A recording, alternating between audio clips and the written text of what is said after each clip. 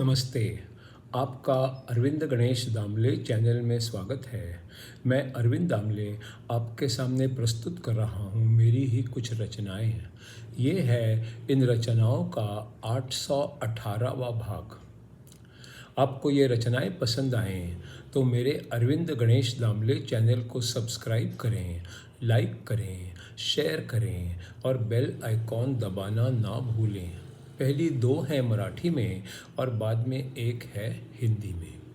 तो पहली वाली मराठी जो है वो ऐसी है। एक जण दुसऱ्यांवर इतके चिडतात की ते पेपरमध्ये जाहिरात देतात. त्या अमुक माणसाच्या अख्ख्या खानदानाला झपाटण्यासाठी पॉवरफुल भूत किंवा हडळ हवे आहेत. गरजूंनी अमुक तारखेपर्यंत अमुक वाजेपर्यंत भेटावे. एक जण दुसऱ्यांवर इतके चिडतात की ते पेपरमध्ये जाहिरात देतात. त्या अमुक माणसाच्या अख्ख्या खानदानाला झपाटण्यासाठी पॉवरफुल भूत किंवा हडळ हवे आहेत. गरजूंनी अमुक तारखेपर्यंत अमुक वाजता भेटावे. दुसरी रचना आहे एका दगडाने दोन पक्षी मारणे.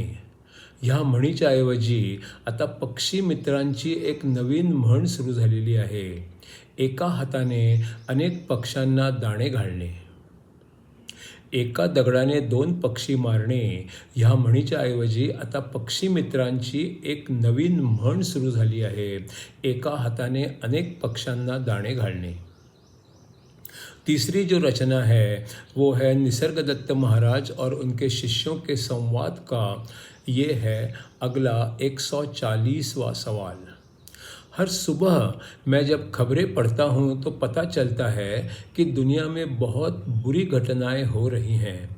दुख, क्रोध, गरीबी, द्वेष, तिरस्कार, युद्ध ऐसी खबरें ही आती रहती हैं और लगता है कि उनका कोई अंत भी नहीं है. मेरा सवाल इन सब बुरी बातों के उद्गम के बारे में है और ये भी पूछना है कि इसका इलाज क्या है. इसका उत्तर है ये तो सब होना ही है, इन्हें टाल नहीं सकते. सवाल टालने के बारे में इतना ही कहना है कि उसे इस तरह आगे मत रखो और अपना मत पक्का मत बनाओ.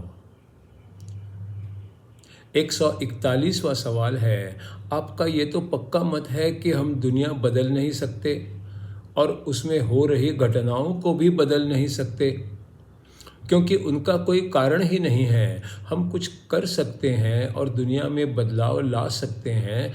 इस आशा को आप चूर चूर कर रहे हो. इसका उत्तर है आपको लगता है कि आप इस दुनिया में हो और दुनिया आप में नहीं है. पहले किसका जन्म हुआ था, आपका या आपके माता पिता का. आपका एक निश्चित जगह पर जन्म हुआ और आपके कोई एक माता पिता हैं. आपको एक शरीर मिला और एक नाम मिला. इस तरह का विचार आपका खुद का है और वो ही आपका विधि लिखित है. आप कोशिश करें तो खुद ही आपकी दुनिया बदल सकते हैं. आपको कोई नहीं रोकता. मैं आपको निराश नहीं कर रहा. ये आपकी दुनिया है. उसके अस्तित्व का कोई कारण हो या ना हो, आप उसे बदल तो सकते ही हो. अगला सवाल है 142वां. पर जिस दुनिया के उद्गम का मुझे कुछ पता ही नहीं है वो तो मेरे नियंत्रण से बाहर होगी ना. इसका जवाब है नहीं. इसके विपरीत आप तो जानते हो कि सबका उद्गम आप खुद ही हो और इसीलिए आप उसे बदल भी सकते हो. हमारी दुनिया में क्या होता है और हम दुनिया से क्या पाते हैं वो आप संभव कर सकते हो और फिर उसको ख़त्म भी कर सकते हो और उसके बाद फिर एक बार उसका होना संभव भी कर सकते हो. अगर आपको बड़ी ज़ोर से ऐसा लगता है कि कुछ होना चाहिए तो आप निश्चित ही उस घटित को कर सकते हो. इसका अगला सवाल है 143वां. मुझे इतना ही जानना है कि दुनिया के इतने दुख और दर्द को मैं कैसे सह सकूंगा. इसका उत्तर है आपका दुख आपकी इच्छाओं और भय की वजह से पैदा हुआ है। जब तक ये हैं तब तक आपको दुख दर्द के साथ ही जीना होगा। आप सचमुच कौन हो ये आप भूल गए हो और इसलिए दुनिया के दुख दर्द से विचलित होते हो। आप पर्दे पर जो चलचित्र देखते हो वो आपको सच्चा लगता है और इसी कारण आप अस्वस्थ भी हो जाते हो। आप ही फिल्म के निर्माता हो और फिल्म के व्यक्तियों के दुख दर्द को आप दूर करना चाहते हो। आपको लगता है कि ये संभव है और आप ये करने की कोशिश भी करते हो। आप फिल्म बनाते तो हो और बनाने के बाद उसे देखते हो और बनी बनाई फिल्म में दखल देना चाहते हो। आप इस तरह सोचते हो और कर्म भी करते हो। आप अपनी कोशिश जारी रखिए, पर आप कुछ खास बदलाव ला सकोगे ऐसी अपेक्षा में ना रहिए।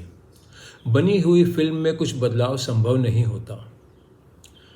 इसका अगला 144वां सवाल है, ऐसा लगता है कि दुनिया में हर कोई हर जगह हर बात में दखल देना पसंद करता है। यही होता रहता है।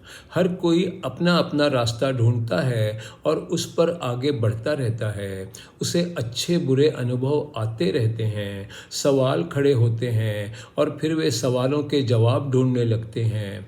ढूंढते ढूंढते उसका दृष्टिकोण विशाल होता जाता है, आगे बढ़ने की क्षमता बढ़ती जाती है। वे सारी दुनिया में तो बदलाव नहीं ला सकते, पर उसके अपनी दुनिया में सही समय आने पर बदलाव ला सकते हैं। अगला सवाल है या अगला उत्तर है, जो हम देखते हैं या अनुभव करते हैं वही सच है ऐसा हमें लगता है और हमारे दुख दर्द का वही तो कारण है। आपके दुख दर्द का आप खुद ही कारण होते हो।